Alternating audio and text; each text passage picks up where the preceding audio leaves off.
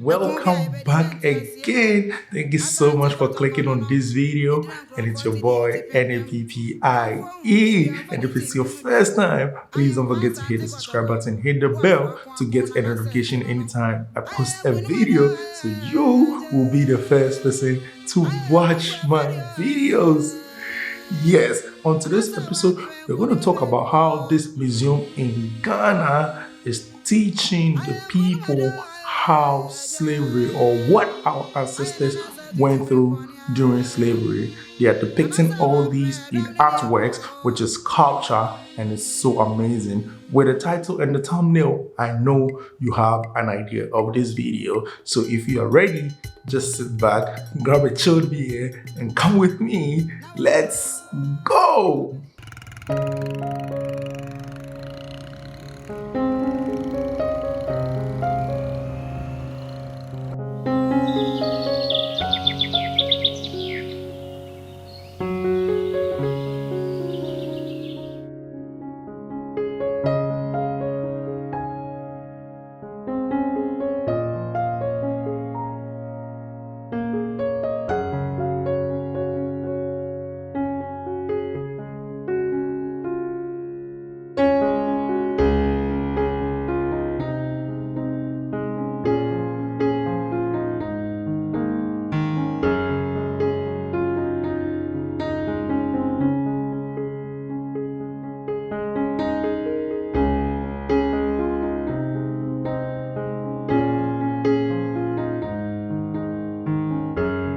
New African in the world. That new African is ready to fight his own battle and show that after all, the black man is capable of managing his own affairs. Before the arrival of Europeans, Africans lived as kings and queens. They lived simple and easy life, which they never depended on any foreign imports. This was really amazing and helping the people of Africa. When Europeans arrived in Africa, they found it upon themselves to bring us trade in large scale and also civilization. However, Africa had its own forms of commerce, science, art, and other measures of civilization long before the arrival of the colonizers. We will just talk about two of them, which is medicine and architecture. Yes, when we talk about medicine, we know the healers of Africa were very knowledgeable about herbs, trees, roots, and their medicinal purposes. Even though the knowledge is perishing in this age, it is still useful, as many African people prefer consulting traditional healers whose remedies are often cheaper and more efficient with less to no side effect. One case which illustrates the greatness of African medicine is that of childbirth. It is almost certain that we mastered CS independently. CS was actually performed way before the arrival of the colonizers. So we were dependent on ourselves doing a lot of things. Let's talk about architecture. When I mention architecture and tell you to tell me about what you know about architecture and our ancestors, you will be able to mention a lot, not leaving out the great pyramids in Egypt.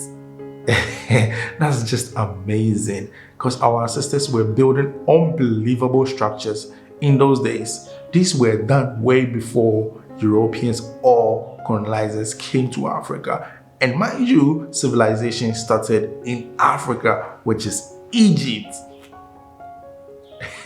So let's talk about how architecture was part of Africa's evolution before the Europeans came to Africa. The wonders of Egypt can sum up into a whole book or even a whole library. And you know, Africa is not only Egypt. There's so many great and wonders about Africa, talking about Masvingo in Zimbabwe and the oldest church in Ethiopia. There's so many amazing history about Africa. When they talk about architecture, there's so many that we can't even put in a book. All right, on today's episode, we are going to talk about how this museum in Ada in Ghana here are using sculpture to depict what our ancestors went through during the time of colonization here in Africa. This is to depict and teach the Africans who were not around to see how our ancestors or what our ancestors went through during colonization. It's going to be really sad. I know some are going to be hurt, some are going to be angry, but let's just take heart and watch this video. Leave a comment and tell us what you think about this video. Yes, please don't bring anger into this, but just leave a simple comment that would be able to be read and not taken down by YouTube. Let's get into this video and please let's learn something new from here. Guys, I know one will be asking, what is the meaning of NKYINKYIM Museum? I know you know a museum, but you don't know the meaning of NKYINKYIM.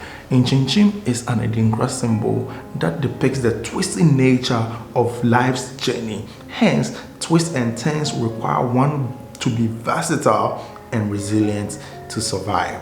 That's the meaning of NKYINKYIM. So it's just like how water meanders and finds its way through the forest to join another river, and the river also joins an ocean. That's how it means. So NKYINKYIM is the twisting, and when it comes to life, NKYINKYIM means up and downs, the left and right, the turnaround of one's life in a journey.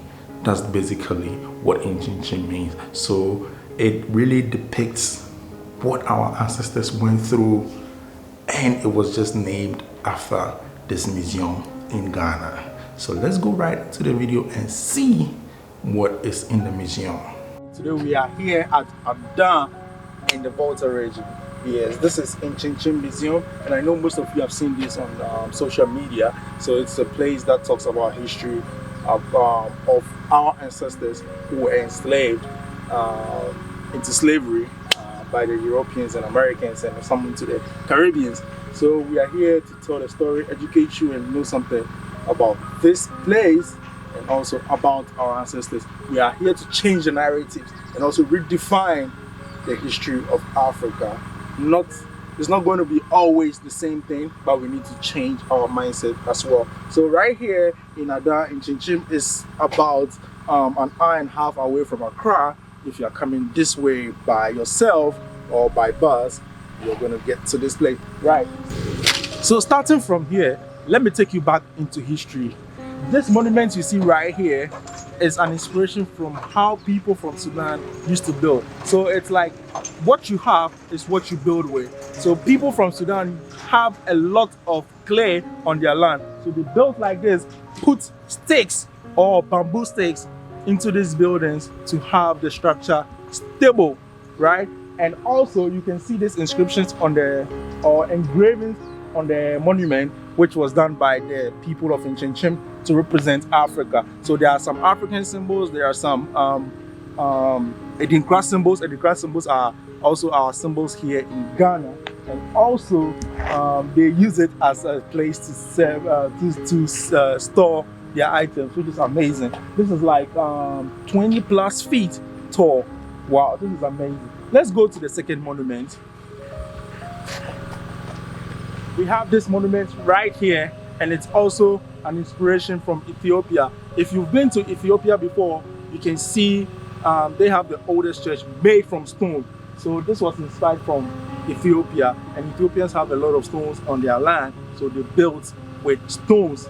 Right here on this wall, we have some engravings, which is talking about life cycle in humans.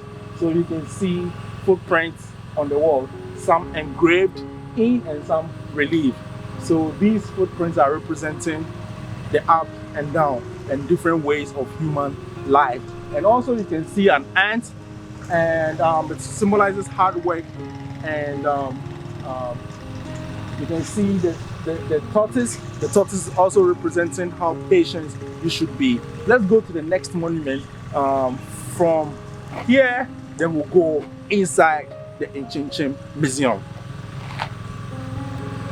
So if you see this monument right behind me, it's an inspiration from the Congo, all right?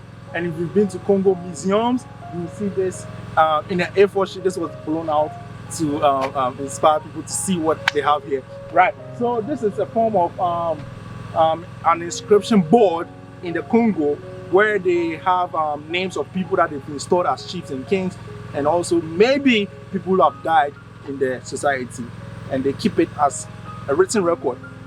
This is amazing. They told us that Africans didn't keep records, but in the Congo they were doing this to keep records, and not just Congo but other parts of Africa were doing some kind of things to keep records. Let's go inside and let me show you what they have here. So these artworks you see right here are representing our ancestors who were enslaved by the whites, Europeans, and also the Americans. These are real sculptures made from real materials. That's the cement, and they represent our ancestors who fought. This is so emotional right now. Looking at this, I think someone suffered so much to save the continent. So I'm not going to do much. There are so many things to talk about, but you can film here. So I have some still pictures which I'm going to show to you. They're really disturbing though, and I want to know what you think about these artworks here and the history of Africa in this manner.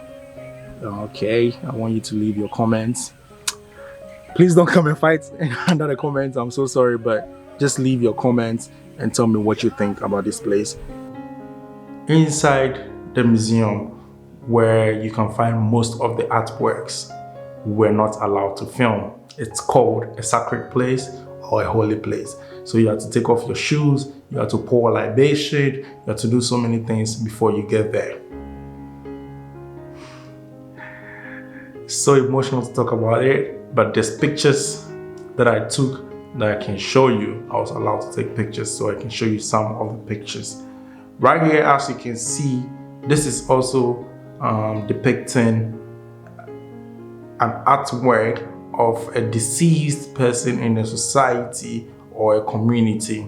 So they were making these sculptures of human head to depict a person who lived a good life in a society. All right, and this far side, you can see people or these artworks going through the water. As you can tell, there are so many history about our ancestors who were enslaved. This is how some of them were traveling or migrating from the northern parts of Africa down to the western and southwestern parts of Africa. They were walking in water bodies, some were losing their lives. These artworks are also depicting or representing what they went through. As you can see, these ones have metals and shackles around their necks. Some of them also had clothes and other things covering their eyes. So they were trying not to eat, and they were forcefully putting food in their mouth, using hammers and chisels to chisel their teeth so that they can create hole in their mouth and put food in their mouth. All because they didn't want to eat and they wanted to just die. That was their last hope on earth. This is how the whole story is. So leave a comment. All right, thank you so much guys for watching this episode. Let me know what you think. If you love this kind of videos, please let me know in the comment section so I can bring you more. Until then, see you guys. Peace.